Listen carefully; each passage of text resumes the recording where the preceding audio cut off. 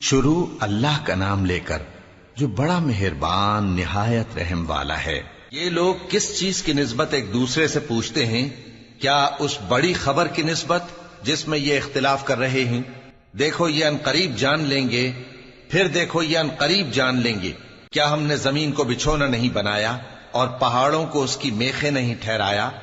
اور ہم نے تم کو جوڑا جوڑا پیدا کیا اور نیند کو تمہارے لیے موجب آرام بنایا اور رات کو پردہ مقرر کیا اور دن کو معاش کا وقت قرار دیا، اور تمہارے اوپر 7 مضبوط آسمان بنائے اور آفتاب کا روشن چراغ بنایا، اور نچڑتے بادلوں سے موسلا دھار میں برسایا تاکہ ہم اس سے اناج اور نباتات پیدا کریں اور گھنے گھنے باغ۔ بے شک فیصلے کا دن مقرر ہے، جس دن سور پھونکا جائے گا تو تم لوگ فوج در فوج موجود ہوگے، اور آسمان کھولا جائے گا تو اس میں دروازے ہو جائیں گے، اور پہاڑ چلائے جائیں گے تو وہ ریت ہو کر رہ جائیں گے۔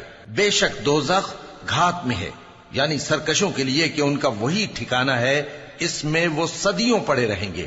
وہاں نہ ٹھنڈک کا مزہ چکھیں گے، نہ کچھ پینا نصیب ہوگا مگر کھولتا پانی اور بدبودار پیپ۔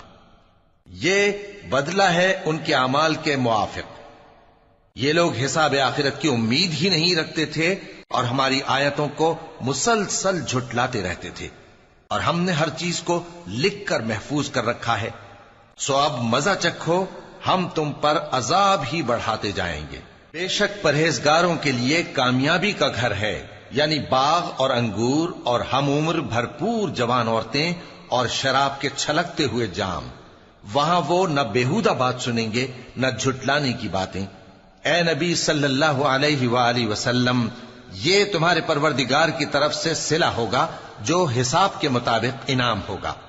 وہ پروردگار کہ جو کچھ آسمانوں اور زمین میں اور جو ان دونوں کے درمیان ہے سب کا مالک ہے، بڑا مہربان ہے، کسی کو اس سے بات کرنے کا یارہ نہ ہوگا۔